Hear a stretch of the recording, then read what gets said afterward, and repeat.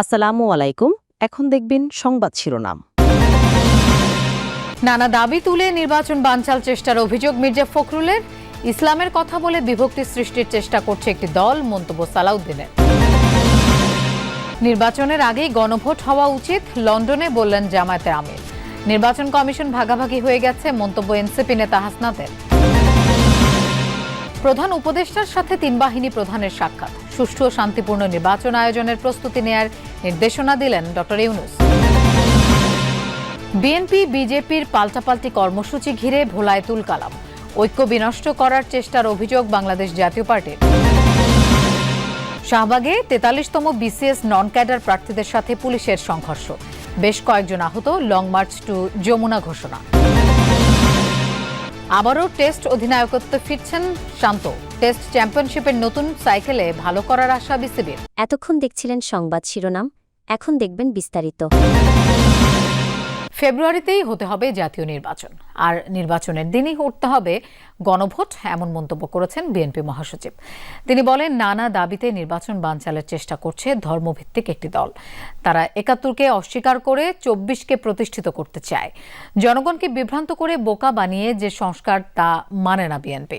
জানান, প্রস্তাবিত জুলাই সনদের মাধ্যমেই জাতিকে বিভক্ত করা হয়েছে। ৭ নভেম্বর ঘিরে জাতীয় প্রেস ক্লাবে জাতীয়তাবাদী মুক্তিযোদ্ধা দলের আলোচনা সভা। এতে অংশ নেন বিভিন্ন স্থান থেকে আসা মুক্তিযোদ্ধারা। উপস্থিত ছিলেন বিএনপি মহাসচিব সহ দলের কেন্দ্রীয় নেতৃবৃন্দ। আলোচনায় মির্জা ফখরুল ইসলাম আলমগীর বলেন, বর্তমান সংকট তৈরি করেছে অন্তর্বর্তী সরকার। নির্বাচনের আগে গণভোটের সুযোগ নেই। তিনি বলেন, পরিকল্পিতভাবে কিছু গোষ্ঠী ৭১কে ভুলিয়ে দিতে চায়, অস্বীকার করতে চায়। অত্যন্ত পরিকল্পিতভাবে কিছু কিছু শক্তি, কিছু কিছু মানুষ এখানে বিভক্তি আনতে চায়। ১৯৭১ সালকে যারা ভুলিয়ে দিতে চায়, তাদের লক্ষ্য একটাই, যে তারা ১৯৭১কে অস্বীকার করতে চায়। এবং আমরা যে বাংলাদেশে একটা স্বাধীন সার্বভৌম রাষ্ট্র হয়েছি, লড়াই করে যুদ্ধের মধ্য দিয়ে, আমাদের নেতা শেখ জিয়া রহমানের ঘোষণার মধ্য দিয়ে, সেটাকে তারা অস্বীকার করতে চায়। জাতীয় নির্বাচনের আগে গণভোট না হলে এর কোনো মূল্য নেই বলে মন্তব্য করেছেন বাংলাদেশ জামায়াতে ইসলামের আমির ডাক্তার শফিকুর রহমান। শুক্রবার যুক্তরাষ্ট্র থেকে বাংলাদেশে ফেরার পথে পূর্ব লন্ডনে এক সংবাদ সম্মেলনে একথা বলেন তিনি। দাবি করেন, ক্ষমতায় গেলে দেশ থেকে দুর্নীতি দূর করবে জামায়াতে ইসলামী, প্রবাসীদের ভোটাধিকার নিশ্চিত করবে বলেও জানান তিনি। গুম খুনের অভিযোগে অভিযুক্ত ২৫ সেনা কর্মকর্তা ভয়ানক মানবাধিকার লঙ্ঘন করেছে, এমন মন্তব্য করেন জামায়াতের আমির।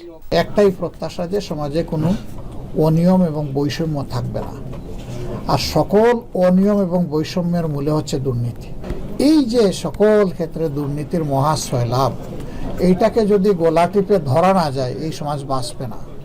এই সমাজ বেঁচে থাকলে একটা ক্ষণভঙ্গুর সমাজ হিসাবে বেঁচে থাকবে। এরকম সমাজ তো কোনো দেশের নাগরিক কামনা করে না। নির্বাচন কমিশন ভাগাভাগি হয়ে গেছে বলে মন্তব্য করেছেন এনসিপির দক্ষিণ অঞ্চলের মুখ্য সংগঠক হাসনাত আব্দুল্লাহ। দুপুরে বরগুনা জেলায় দলীয় কার্যক্রম গতিশীল করার লক্ষ্যে আয়োজিত সমন্বয় সভা শেষে সাংবাদিকদের কথা বলেন তিনি। হাসনাত আরও বলেন, নির্বাচন কমিশনের মার্কা সংযুক্তি না করার বিষয়টি মধ্যযুগীয়ভাবে নিয়ন্ত্রণ করা হচ্ছে।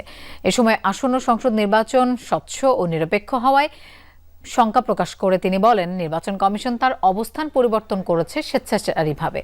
নির্বাচন কমিশনের প্রস্তুতি, নির্বাচন কমিশন যেভাবে ভাগাভাগি হয়ে গেছে বিভিন্ন দলের মধ্যে, তারা আসলে কতটা নিরপেক্ষ থাকবে, এটা আসলে আপনারা নিজেরাও পর্যবেক্ষণ করবেন। আগামী সংসদ নির্বাচন শান্তিপূর্ণভাবে আয়োজনে নিশ্ছিদ্র নিরাপত্তা ব্যবস্থা নিশ্চিত সহ প্রয়োজনীয় প্রস্তুতি গ্রহণের জন্য ৩ বাহিনীর প্রধানকে নির্দেশ দিয়েছেন প্রধান উপদেষ্টা ডক্টর মোহাম্মদ ইউনূস। সন্ধ্যা ৭টায় রাষ্ট্রীয় অতিথি ভবন যমুনায় যান সেনাবাহিনী প্রধান জেনারেল ওয়াকারুজ্জামান, নৌবাহিনী প্রধান অ্যাডমিরাল মোহাম্মদ নাজমুল হাসান ও বিমান বাহিনী প্রধান air chief marshal Hasan Mahmud Khan. এ সময় ডক্টর ইউনূস বলেন, গত ১৫ মাসে সেনাবাহিনী সহ সব বাহিনীর সদস্যরা দেশের আইন শৃঙ্খলা রক্ষায় অত্যন্ত কঠোর পরিশ্রম করেছেন। আসন্ন নির্বাচন যেন নিশ্চিদ্র নিরাপত্তার চাদরে ঢাকা থাকে, সেজন্য ৩ বাহিনীকে প্রয়োজনীয় নির্দেশনা দেন তিনি। ৩ বাহিনী প্রধানও তাদের প্রস্তুতির সম্পর্কে প্রধান উপদেষ্টাকে অবহিত করেন। পাশাপাশি আগামী ২১ নভেম্বর সশস্ত্র বাহিনী দিবসের আয়োজনে প্রধান উপদেষ্টাকে আমন্ত্রণ জানান তারা। ভোলায় বিএনপি ও বিজেপির পাল্টাপাল্টি কর্মসূচি ঘিরে ধাওয়া পাল্টা ধাওয়া হয়েছে। এতে পুলিশ সহ অন্তত ৫০ জন আহত হয়েছেন। এই ঘটনায় আতঙ্ক ছড়িয়ে পড়ে চারপাশের এলাকায়। ঘটনার পর দুই পক্ষই এজন্য একে অপরকে দায়ী করে। পাল্টাপাল্টি কর্মসূচিকে ঘিরে লাঠিসোঁটা হাতে দুপক্ষের ধাওয়া পাল্টা ধাওয়া। শান্ত পরিবেশ মুহূর্তেই পাল্টে যায় উত্তেজনায়, আতঙ্ক ছড়ায় চারিদিকে। প্রত্যক্ষদর্শীরা জানায়, ভোলা জেলা বিএনপি ও বিজেপির কার্যালয়ের সামনে চলছিল নিজ নিজ দলের কর্মসূচি। পরে বিজেপি ও তাদের সহযোগী নেতাকর্মীরা স্থানীয় নতুন বাজারে দলীয় কার্যালয়ের সামনে থেকে মিছিল বের করে। বিভিন্ন সড়ক ঘুরে একই স্থানে গিয়ে শেষ হয় মিছিলটি। পরে অনুষ্ঠিত হয় সমাবেশ। অন্যদিকে শহরের মহাজনপট্টিতে জেলা কার্যালয়ের সামনে সমাবেশ করে বিএনপির নেতাকর্মীরা। মিছিল নিয়ে নতুন বাজারের পৌর ভবনের সামনে পৌঁছালে উভয় পক্ষের মধ্যে প্রথমে ইটপাটকেল নিক্ষেপ এবং পরবর্তীতে ধাওয়া পাল্টা ধাওয়া হয়। আহত হয় দুই পক্ষের অর্ধশতাধিক নেতাকর্মী। খবর পেয়ে ঘটনাস্থলে গিয়ে পরিস্থিতি নিয়ন্ত্রণে নেয় পুলিশ। আহতদের উদ্ধার করে পাঠানো হয় হাসপাতালে। কে বলছে তো আমি জানি না, আমি নিজে। এ ঘটনায় সংবাদ সম্মেলন করেন জেলা বিএনপির সদস্য সচিব রাইসুল আলম। জানান, পূর্ব ঘোষিত সমাবেশ শেষে মিছিল নিয়ে পৌরসভা সংলগ্ন সড়কে পৌঁছালে বিজেপির নেতাকর্মীরা তাদের ওপর ইটপাটকেল নিক্ষেপ করে। এতে উত্তেজনার সৃষ্টি হয়। শাহবাগে ৪৩ ও ৪৪তম চলমান বিসিএস চাকরি প্রত্যাশীদের সাথে পুলিশের সংঘর্ষ হয়েছে। শাহবাগের মূল সড়ক অবরোধ করতে চাইলে তাদের বাধা দেয় পুলিশ। বাধা উপেক্ষা করে এগিয়ে যেতে চাইলে ছত্রভঙ্গ করে দেয় পুলিশ। এ সময় বেশ কয়েকজন আহত হন। পুলিশের অ্যাকশনে ছত্রভঙ্গ বিসিএস ক্যাডার ও নন ক্যাডার পদ প্রত্যাশী আন্দোলনকারীরা। তারা শাহবাগ অবরোধ করায় যান চলাচল বন্ধ হয়ে যায়, সড়কে সৃষ্টি হয় অচল অবস্থা। আর তখনই সক্রিয় হয় পুলিশ। প্রথমে আন্দোলনকারীদের সাথে আলোচনা, এরপর আরও কঠোর অবস্থানে পুলিশ। জাতীয় জাদুঘরের সামনে অবস্থান ও বিক্ষোভ কর্মসূচির পরই শাহবাগের মূল সড়ক অবরোধের সিদ্ধান্ত নেয় আন্দোলনকারীরা। যেসব ব্যানার হাতে নিয়ে ঘণ্টাখানেক আগেও বিক্ষোভ কর্মসূচি হচ্ছিল, সেগুলোই পুলিশের তৎপরতা শুরুর পর রাস্তায় ছড়িয়ে ছিটিয়ে পড়ে থাকে। এরই মধ্যে মুষলধারে বৃষ্টি। ছত্রভঙ্গ হয়ে সবাই বৃষ্টি থেকে বাঁচতে বিভিন্ন জায়গায় আশ্রয় নেন। এ সময় আন্দোলনকারীরা পরবর্তী কর্মসূচি হিসেবে ঘোষণা দেন প্রধান উপদেষ্টার বাসভবন যমুনা অভিমুখে যাওয়ার।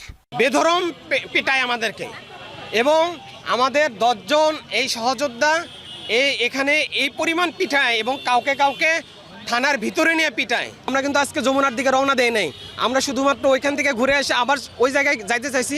প্রয়োজনে যমুনা অভিমুখে কঠোর কর্মসূচি দিতে আমরা বাধ্য হব।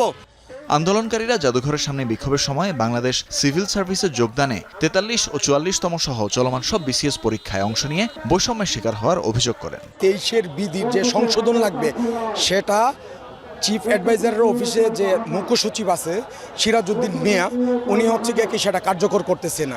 আবারও বাংলাদেশের টেস্ট অধিনায়ক নাজমুল হোসেন শান্ত 3 ফরম্যাটে 3 জন অধিনায়ক তত্ত্বে বিশ্বাসী না বলে গত জুনে শ্রীলঙ্কার বিপক্ষে টেস্ট সিরিজ শেষে অধিনায়কত্ব ছেড়েছিলেন শান্ত। তবে আবারও শান্তকে রাজি করিয়ে চলতি টেস্ট চ্যাম্পিয়নশিপ সাইকেলের জন্য দায়িত্ব দিয়েছে বিসিবি।